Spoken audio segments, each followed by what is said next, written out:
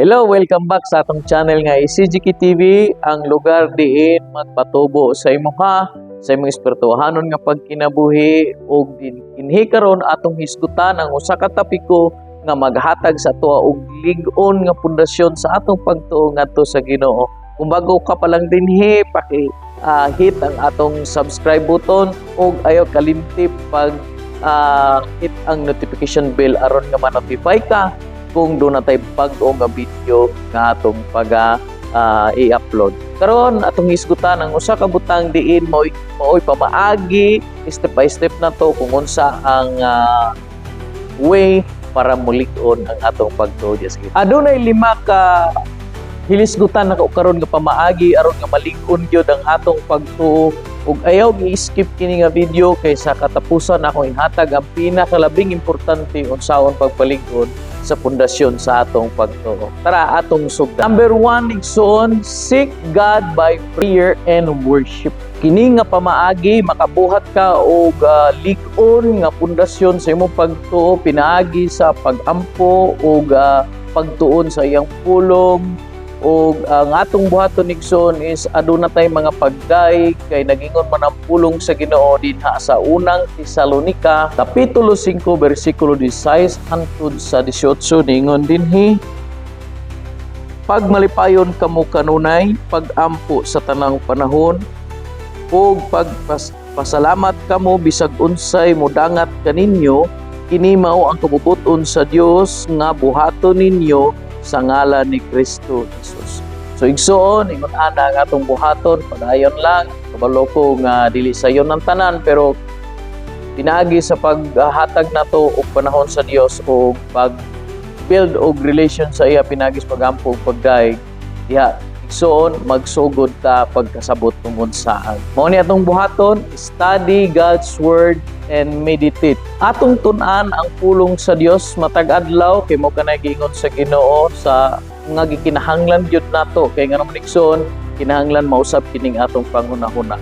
Pinaagi sa atong pagtuon sa pulong sa Dios, masabtan nato kung unsa ang karakter sa Ginoo, pamatasan sa Ginoo nga angay natong masabtan kay dili ta mausab igsoon wala kay luna sa gingharian sa Dios. Nag-ingon ang pulong sa Dios dinhi sa Salmo 119 bersikulo 105, ang imong pulong mao'y suga nga magtultol kanako ug mao'y kahayag sa akong agianan.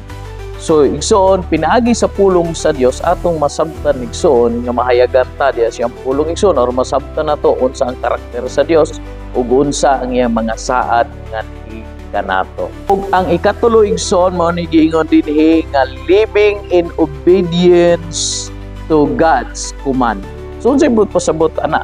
Kinahanglan magkinabuhi kita nga adunay pagtuo o pagpailob o pagtuman sa pulong sa Dios. Kay nga naman igsoon ingon ang Ginoo siyang pulong sa Juan kapitulo 14 bersikulo 15. Nganingon siya nga, kung nahigugma kamo kanako, tumanon ninyo ang akong mga sugo.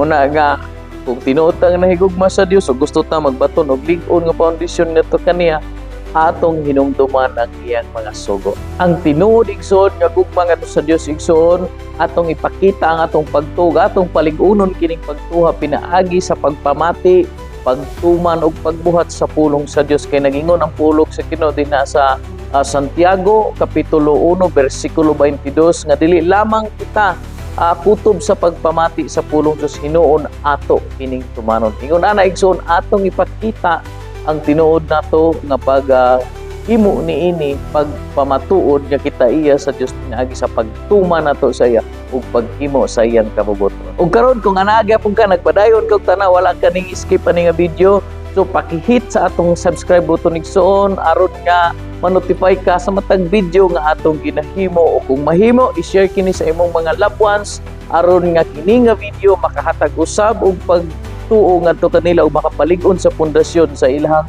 pakigrelasyon sa ato. Naa na ta karon sa ikaupat nga bahin niining atong gitun-an.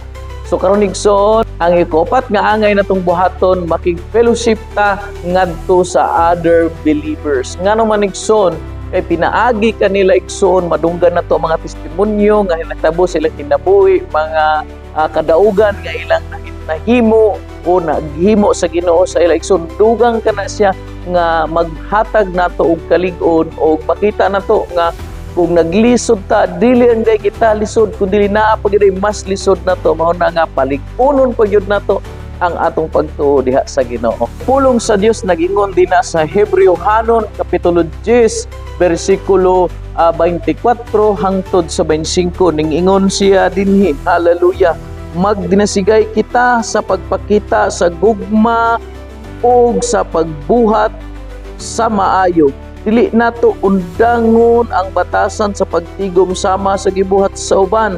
Magdinasigay hinuon kita labi na kay nasayod kamo nga hapit na moabot ang adlaw sa pagbalik sa Ginoo. Ingon ni Igsoon, dili day nato undangon ang panagtigom igsoon labaw na sa pagdinasigay sa usag-usa kay dili man nagsama ang ato mga pagsulay apan kitang tanan kinahanglan moagi.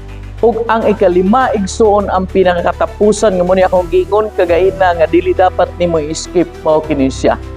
Trust in God during trials. Ngano man igsoon, nganong kana siya igsoon kay ang ingon sa Ginoo igsoon nga dili ta makalaktaw sa maong mga pagsulay kay ngano man ang atong Ginoo mismo siya ang unang gisulay niining tanan. Kay ngano man igsoon dili mapamatud-an ang atong pagtuo, dili nakabutang sa lig-on nga pundasyon ng atong pagtuo kung dili ta makahulat sa Ginoo sa dihang kita sulayon, sa dihang kita makabaton og trials, kung dili ta makapabilin di igsoon unsaon pagtabang sa Ginoo igsoon sa tuwa. Kung moabot na kana nga pagsulay igsoon unya malig-on ang atong pagtuo og ma-purify kini siya kung mo rely gyud ta, mo sandig ta sa Ginoo, mo salig ta sa Ginoo, tabangan gyud ta niya. Saad ang iyang pulong dinha sa Santiago kapitulo 1 bersikulo 2 ug 3 niingon siya dinhi, mga igsoon isipa nga bulahan kamo